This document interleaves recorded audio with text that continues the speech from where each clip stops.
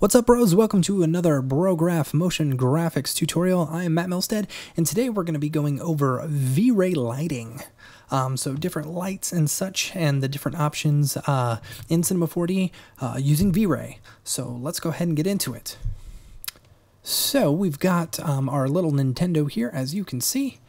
And what we are going to do, I've got my scene already set up. I decided not to go with the plane. I'm just going to have my Nintendo because it's going to render a little bit faster. And as you can see in my settings, I've got my direct rendering and I've got all my slaves set up, my one slave. And then I've just got global illumination on to the universal preset fast. So once you've got all that set up, and if you haven't seen Dave's initial setup video, go ahead and you want to learn how to set up your whole scene, that's a good start right there. Skipping past that, we'll go ahead and go directly into our lighting. So what you're going to want to do, you've got several options within the within your lighting parameters. And what's great about the lighting is a lot of it is all the same. As you can see, let's go ahead and get a light. So you can select any light that you want. Then once you put the V-Ray tag on it, then you're going to select the actual light that it becomes. So I just selected a spotlight. I'm going to go to my tags, V-Ray bridge tag, and then V-Ray light. And the tag is the most important thing whenever you're making lights. You got to make sure that that tag is on there because that'll give you all your settings. So in this one, we've got our specific light types, and you're going to see with all of our options, whether it be an omni, a spot, an infinite, area, parallel, or ambient, you have all these same options here over on the this first tab. Now the second tab may be different on some of the other ones. So the first one that we've got is the spotlight, or sorry, the omni light. Then we've got the spotlight, the infinite light, area light, parallel light, ambient light. So I'm just going to click on Omni Light just for right now and just kind of move it up and over, and you can see the Omni Light is a light that just kind of creates a it shoots rays in it's omnidirectional, shoots them in all directions. So yeah, that's basically the Omni Light, and all the lights are very similar, are actually extremely similar, or are similar, or are the same thing. As the cinema lights. There's just the settings that change. So that's your Omni light. Your spotlight is same typical spotlight that you've got in cinema, where you can set the cone angle and the distance and stuff like that. Boom. Yep. Let's see. Next we've got the infinite light, which you're going to use for like a sunlight. As you can see, you've got the little sun tab right here, and that's where you would adjust your sun settings. Then you've got the area light, which is kind of a big square area light. The area light is what I use 90% of the time. Even when I'm creating interior scenes, I will use the area light in order to light up my windows. I'll use them as portal lights. We'll get into portal lights in a second, along with an infinite light as my sun. So next we've got our parallel light, which, as you can see if I zoom out here, it's actually very thin. What it does, what the parallel light does, if I can actually get this, oh boy. See how it kind of creates this cone thing? Basically what it does is it shoots light. Wow, that's really big.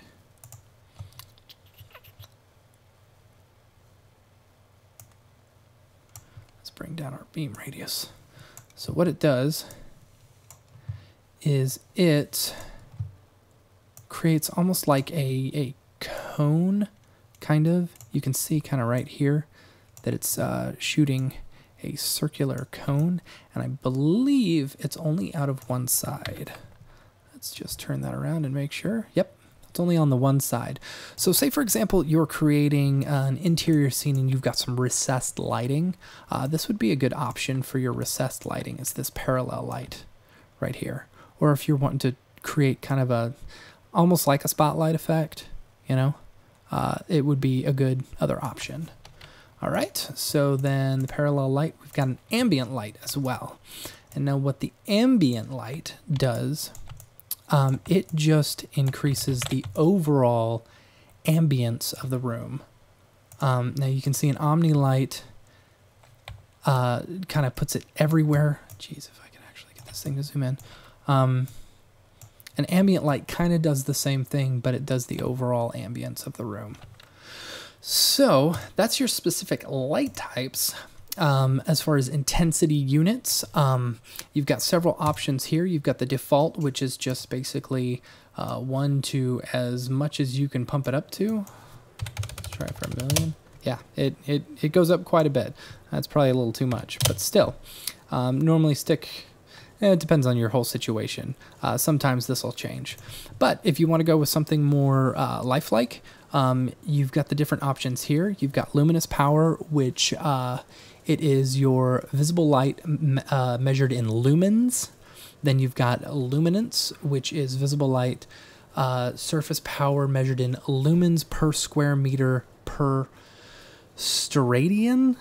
I am not 100% sure what the steradian is, but I think that it makes the intensity of the light. It depends on the size of the object, or the size of the light. Then you've got watts. So if you were wanting to work in watts, you can use the radiant power. And then if you want to use radiance, that is the, what is it, watts per square meter per steradian. And the steradian also depends on the size as well. So then you've got your intensity units. Say we switch over to watts and we want to do a 60-watt bulb. You know, there you go. Now you will notice that this gets really hot. It's like blown out immediately. One thing that I do, I'll set my lights and then I will just turn off my preview so that I can actually see what's going on. Once I do a quick preview with the light and I see that it's at the right area, I think 60 watts is going to be too much. Let's bring it down to like 10 and see. Now, one thing that I found is it says watts, but it's not necessarily entirely accurate. If I were to take a 10-watt bulb in a completely dark room, I don't know if that would, I'm pretty sure I would get, oh, that's because I'm on my ambient light. So let's do our area light. We'll see how that reacts at 10 watts.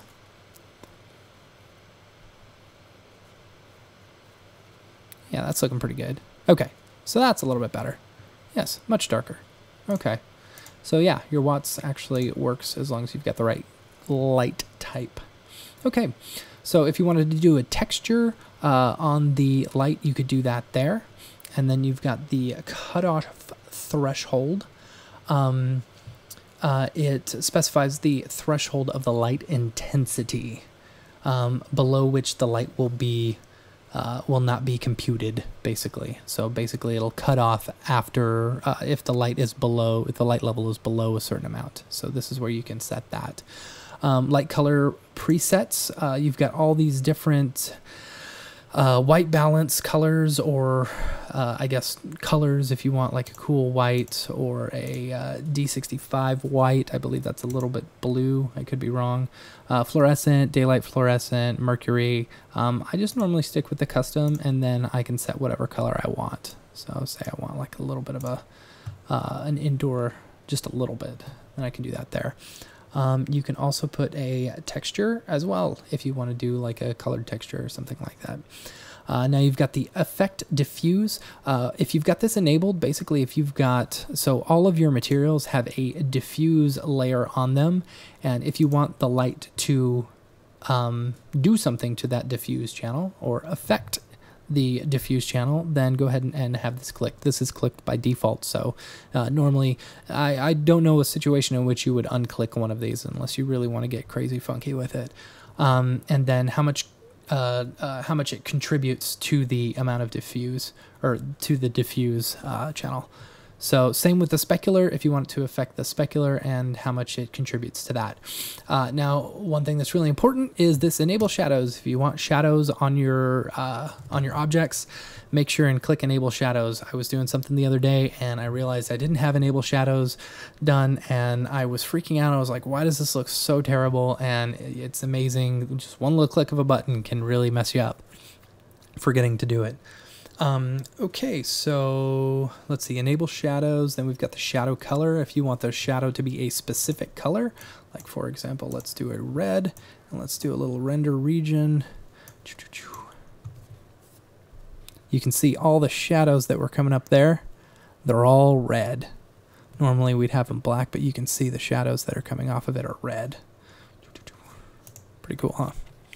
So you could create some cool, like, you know, really emo dark scenes or something like that. I don't know, whatever you want to do. But the default is black. Your shadow bias.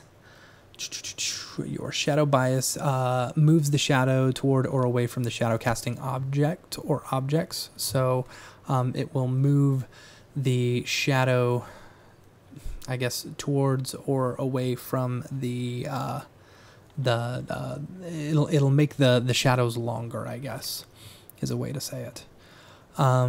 Shadow radius adjusts the softness of non-area shadows, and then shadow subdivisions based on your light that will increase the quality. And see, you've got subdivisions on this area light tab. That's why it is grayed out here on this one.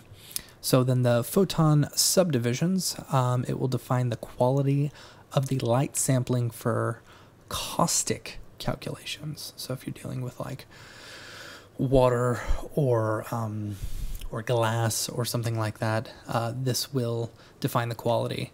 And then this caustic subdivisions will control the amount of photons that it will trace to estimate caustics.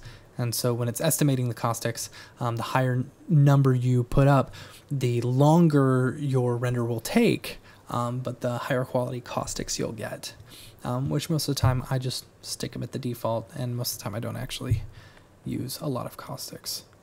So anyways, all of these settings right here are basically the same. Oh, beam radius, adjust the wideness, radius of a parallel light.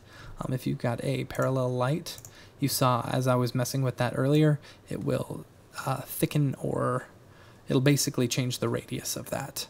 And then you've got the decay, which allows choosing the light to behave with the intensity with distance, I guess. It says on the in the manual that normally the light intensity is inversely proportional to the square of the distance from the light, blah, blah, blah. And so your values are none, inverse, and inverse square. Normally I just stick with whatever the default is. I don't see a lot of reasons to change that. I could be wrong. If you do, email me, hit me up. That would be awesome. All right. So now that we've got this whole first area kind of over, and you feel a lot more comfortable with those, let's go into the other individual lights. So our Omni light, we've got the IES light. Now, if you guys haven't messed with IES before, basically you can do a search in your content browser, and you can see all these different IES lights. It's almost like a spotlight in a way, but it's based on I don't really know how to explain it. If you kind of see the picture, you can see the way the light is going to be shining, and it's got different ways, and you can see here, this is exactly how the light is going to be reacting in that IES. So you can click on the IES, drag and drop an IES file in there, and then yeah, basically adjust the power in lumens, the filter color, and the soft shadows. And then camera distance from the floor, light distance from the floor. Let me see if I can bring up my thing real quick. So let's do soft shadows, turns on and off the soft shadows to it. Your camera distance from the floor, it adjusts how far the camera in preview will be from the IES light. So, and then light distance from the floor, it adjusts how far your IES light will be from the floor. So I guess bringing it further away, I believe makes it more, let's see, like softer. And then the closer you have, the harsher it will get. So light distance from the floor. And you can see it would kind of adjust that. And then the front preview, it changes the IES preview from floor to a wall preview. As you can kind of see here, it doesn't really show me much. Anyway, that's the IES lights. If you haven't worked a lot with IES lights, what I've found IES lights are good for is when I don't want to use a spotlight, but I want to have the directional type spot like shining on the walls or something like that, I'll use an IES light. Other than that, most of the time I won't use an IES light. I would just use a spotlight or an area light. So then you've got your spotlight, and inside the spotlight you can adjust your cone angle. You can adjust the penumbra angle. I'm not sure what that means. Let's see what that means. Spotlight penumbra angle is the gradient of shadowy boundary. It can be equal or more than the cone angle. So you can see that. Oh, check out that. That's pretty cool. Neat. So if you want to kind of, it's almost like barn doors a little bit. You can even make that inverted. That's kind of cool. And then you can also do your barn door effect if you want and change your barn door angles, which is pretty cool. I like having these little barn doors. So that's the second tab for Spotlight. The Infinite Light, now here's the biggie. This is your sunlight. This is what you're going to use for your sunlight. And basically anytime you're creating, if you're creating an interior scene and you've got windows in it and you want it to really be bright, you're always going to start off with a sunlight. And that will get your lights shining through the windows and stuff like that. Then you're going to add your own individual lights like the area portal lights and such. But you always want to start off with your sunlight. Your sunlight is going to be, your infinite light is your sunlight. So to start off, we've got our physical sun, which we can click on, and then we've got a physical sky as well. You can select the sun to be invisible if you want, or if you want to actually see it, you can. Atmosphere shadows lets you determine whether atmospheric effects such as fogs can cast shadow. So that's checked by default. Your physical sky says it turns on and off the sky environment. And if you want to do just the sky only, you can do that as well. If you want a clear sky, an overcast sky, Pritham, what is that? When this mode is selected, the Vray sky procedural texture will be generated based on the Pritham I don't even know what that means. So normally I just stick with CEI clear sky, CIE, sorry.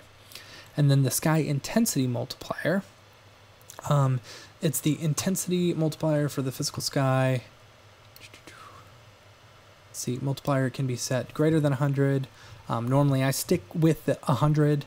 Basically it makes your sky brighter. Yeah, if you want your sky brighter, say you want to say like you're on, I don't know, Saturn or something, you can set your sky that way.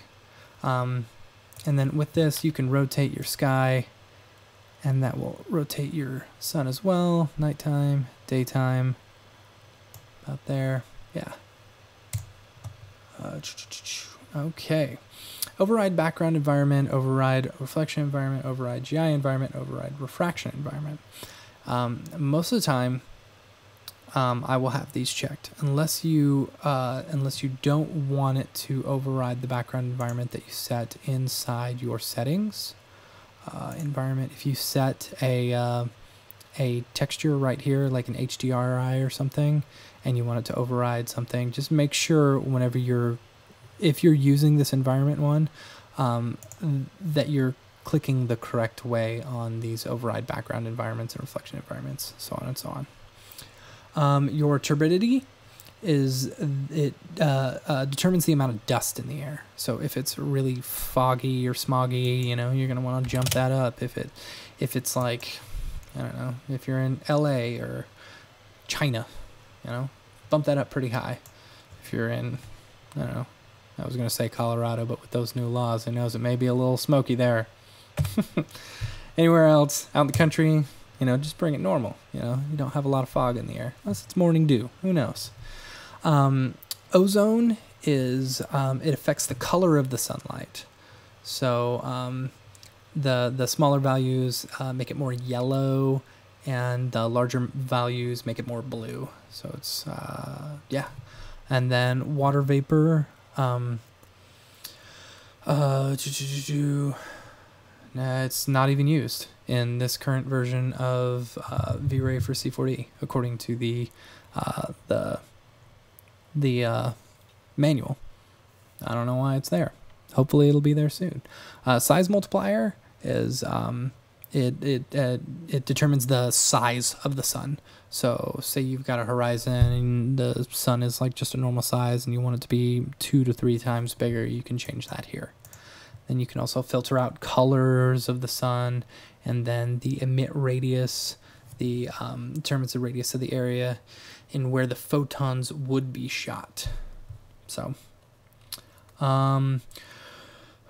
now keep in mind, anytime I'm creating a scene, a good majority of these, with the ones that you've seen me click on, those are the ones that I'm clicking on. The rest of them I'm going to leave to the default value most of the time, unless you're creating some sort of like really stylized, video or stylized animation or something. Most of the time you won't mess with a lot of these. If you're creating some interior scenes or something like that, just kind of keep them the default values. But you know, everyone does things a little bit differently. If you want to try something out and you find something you like, most of the time I like the defaults. I think Vray does a really good job of, you know, creating some really good defaults. So horizon illumination for physical camera, it specifies the intensity of the illumination on the horizontal surface coming from the sky. So the horizon, how bright the horizon is. And then the horizon illumination for standard camera, it determines basically how bright the values with with the Cinema 4D camera, even if they have a Vray physical camera tag on it. So, intensity multiplier for physical camera and standard camera, these next two, they will, since the sun is very bright by default, you can use the parameter to reduce its effects. The multiplier affects only Vray physical camera tags on this one, and this one affects the Cinema 4D camera render even if it has a Vray physical tag on it. So this is the intensity multiplier. So then you've got some color mapping, which is basically your color correction stuff. If you want to do a little bit of color correction, you can convert it to a black and white scene. You can change the gamma, the contrast, the hue offset, the hue gain, saturation offset, all these basic color correction stuff you can do in here. If you're trying to go for a cool scene, man, convert it to grayscale and then change your gamma and your contrast. That might be pretty cool. Add some really, you know, make it super contrasty, very film noir. I don't know, that might be pretty cool. So that is basically your infinite light. And then we've got the area light, which is my personal favorite. The one that I use all the time to light up my scenes.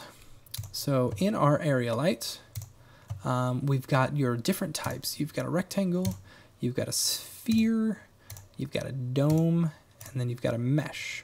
So if you've got a mesh, you can pick some certain geometry and say, for example, I just throw that on there, and then that will become the area light.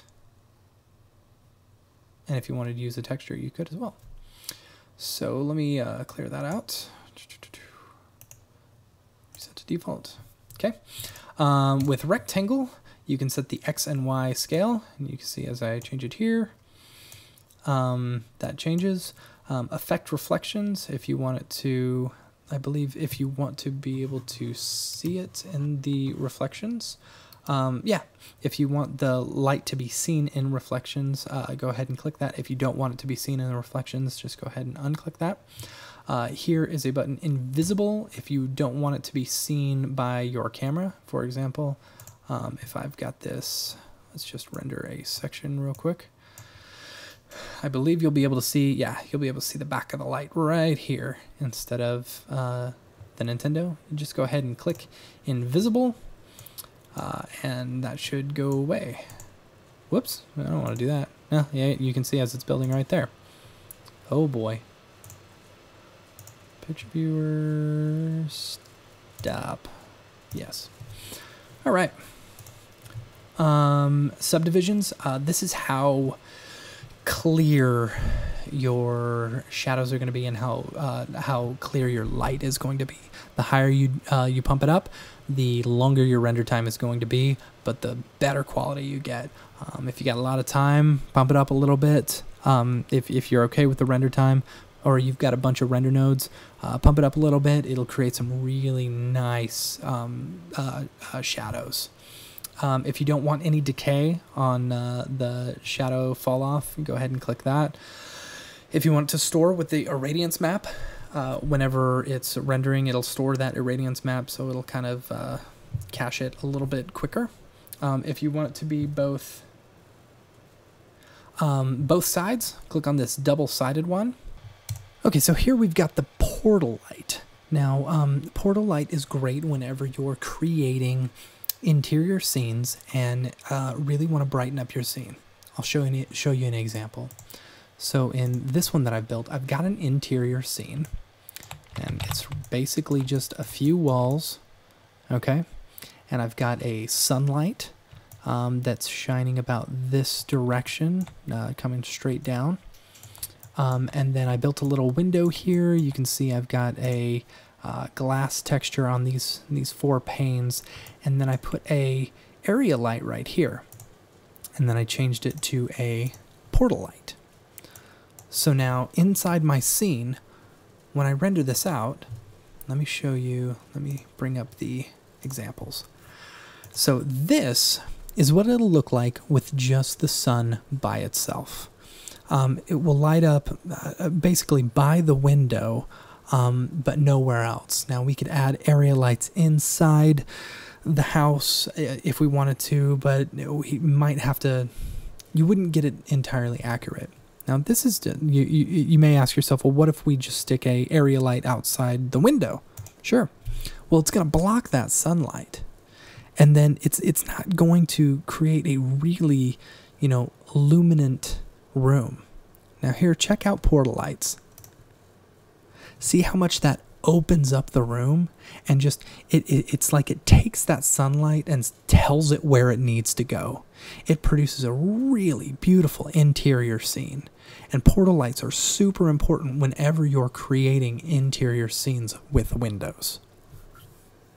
It's probably my favorite thing ever, are portal lights. I mean, look how pretty of a picture that makes. Portal lights are great. So to moving on, let's go back to our Nintendo, our portal lights. You've also got simple portal light. Let's go back to our other Nintendo, and we'll do a render of your simple portal light and see what that does. The difference between the regular portal light and the simple portal light.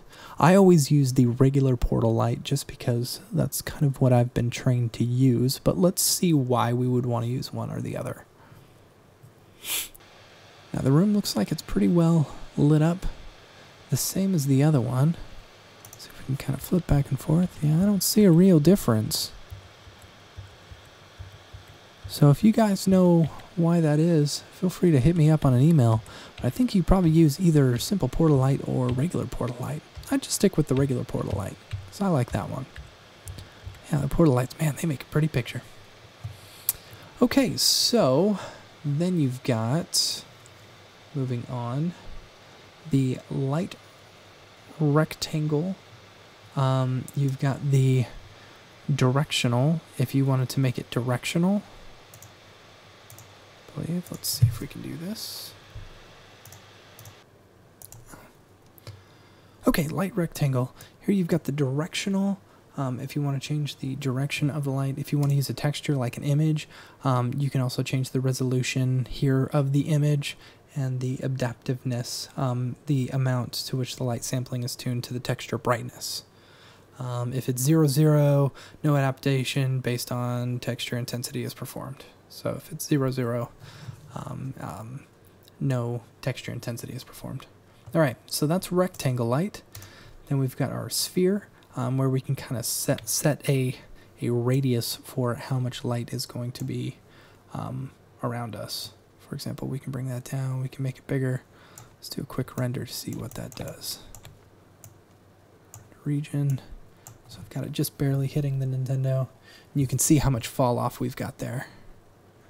It's quite a bit of fall off. Oh, look, you can even see a perfect circle right there. It's pretty good. And then you've got fall off. All right, so you've got it here where you can affect the reflections, invisible, subdivisions, no decay, all same as the all the other stuff. Then you've got the dome. Dome is probably one of the most important next to portal light. Here's where you're going to create an HDRI. So same stuff here as the other ones, except for down here. You want to do a spherical dome, and then you want to use a texture if you want to do an HDR. So let's do HDR. Let's go with, excuse me. Let's see, number 9. Where's number 9? There we go. Number 9, drop that in here. We want it spherical, and let's do the texture revolution to 2000. Now your photon target radius defines the sphere around the light icon where the photons are being shot. And photon emit radius defines the sphere around the light icon from which the photons are being shot towards the target radius area. Anyway, I normally stick it at the default, but you'll see here, once we do a quick render, we'll do a render region, we'll do it right about here. You can see in the background, basically what we have created is an HDRI. This is how you create a HDRI lighting in, oh, I've got it invisible. There we go. Let's go ahead and turn this off real quick so that you can then see the background when I render it.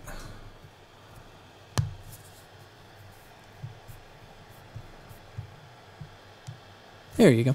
There you can see the background. So that is basically how you create an HDRI, one way of creating an HDRI using lights. So say for example we wanted to increase the intensity. Let's do, or you can either increase the intensity, or I could bring down my camera, f-stop. Let's see what happens when I bring it down to 5. That's probably going to blow it out quite a bit.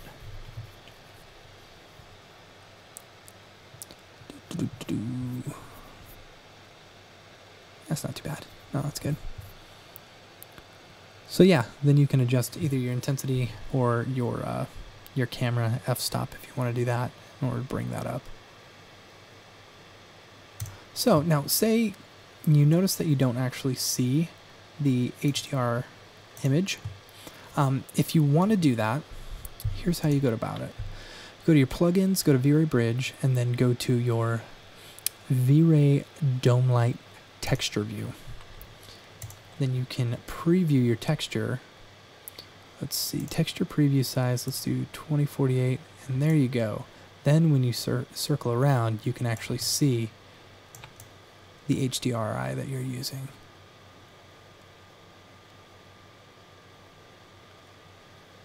All right. But then once you, if you hit a render region again, it's probably going to take it away, I believe. Oh, no. So once you close that down. Oh, boy.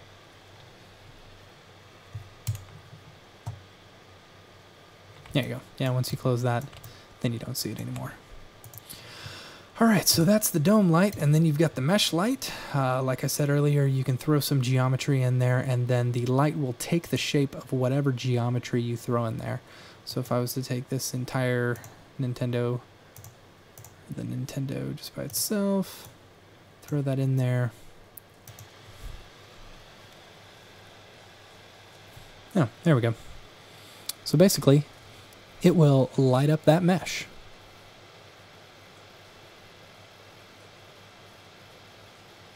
Which is pretty cool. Okay. So that's it for the area light. Let's go into parallel light. Parallel light doesn't have another tab. And does ambient light. Ambient light has basically just a few. Compensate exposure. Basically, that'll take the general exposure of the entire room, and it won't make it too bright. It won't make it too dark. It will just kind of compensate in between. Then this is your global illumination minimum distance, and here's your different settings as far as direct lighting plus GI, direct lighting only, or only GI. And I believe that is it for the lights in Vray. All right, pretty in-depth, a bunch of good knowledge as far as Vray goes, especially with the dome light and the portal lights. If you're wanting to create some interior scenes, stick with those portal lights and use some HDR and use the sunlight. But this should give you a really good overview of the lights in Vray for Cinema 4D. Anyway, I am Matt Milstead. Dave should be doing an octane light tutorial coming up here pretty soon. He's been crazy busy with work, so once his big projects get caught up this week or next, he should be busting out some of those octane ones. And then next in line, we've got Vray settings, and it should be, and how to install direct rendering for Vray as well, plus a few other ones that we're really excited about, and a bunch of good stuff coming up. So make sure to stick around, hit us up on our newsletter, or Facebook, Vimeo, YouTube, Twitter. Yeah, exciting things coming up. I'm Matt Milstead, this is Brograph. We will see you next time.